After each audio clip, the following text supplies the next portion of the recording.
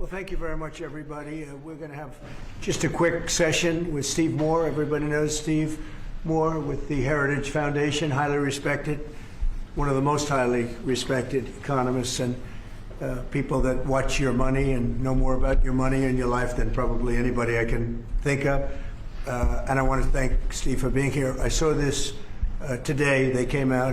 What he puts out gets a lot of coverage, and I saw some of them, and then he had a couple of others. And I'd like to ask Steve maybe to discuss a few of these numbers that were just released. I mean, literally just released. And then we're going over, and we're going to do Purple Heart. We have some incredible, brave people that I look forward to, so we're going to do that right after this. Steve, could you say a few words about the various charts? Thank you, Mr. President. So I called the President because I had some very good news from some new data that we've been able to put together that no one has ever seen before, and I'll just very quickly go through these. So I was telling the President that he did the right thing in calling for a new head of the Bureau of Labor Statistics, because this shows that over the last 2 years of the Biden administration, the BLS overestimated job creation by 1.5 million jobs. That's Mr. President, that's a gigantic error.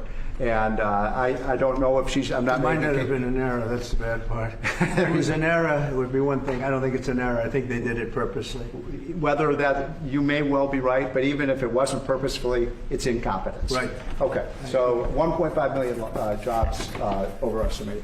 We have access to the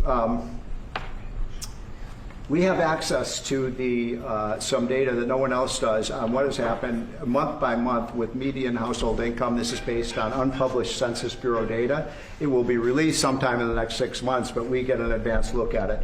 And so I was telling the President, in his first 5 months in office, starting in January through the end of June, the average median household income adjusted for inflation for the average family in America is already up $1,174. That's an incredible number. Yeah. Just came out. Just came out. So that's a giant gain. And if I would have said this, nobody would have believed me. There's your number.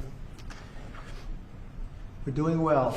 So the next one compares, we finally have the 2024 data on what happened with real family income in the United States.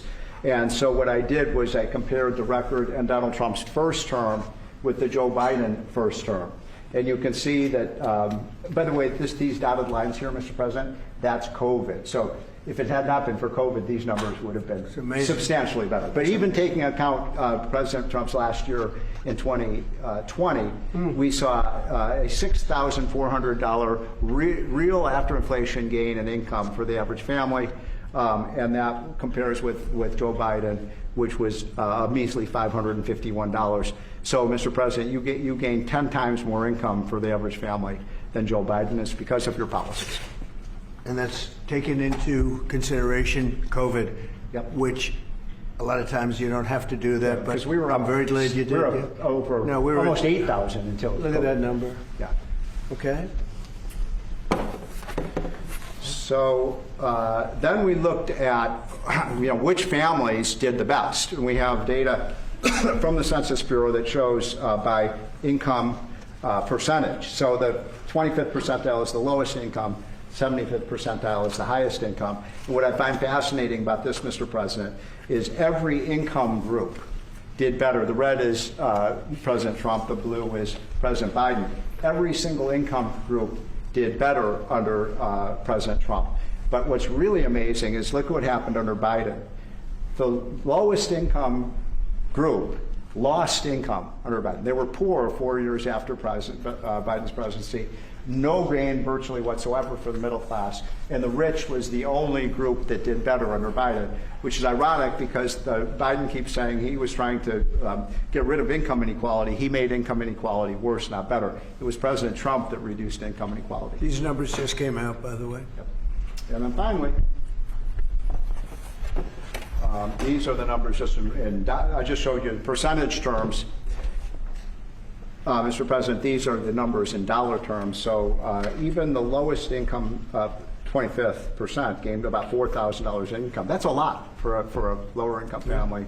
$6,400 for the middle class and almost $10,000 for the richest. So you can see every income group did better under Trump than Biden by a wide margin. That's the story.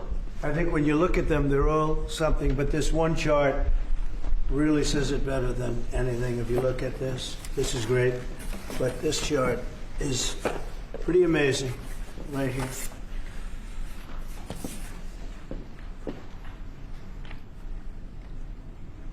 All new numbers.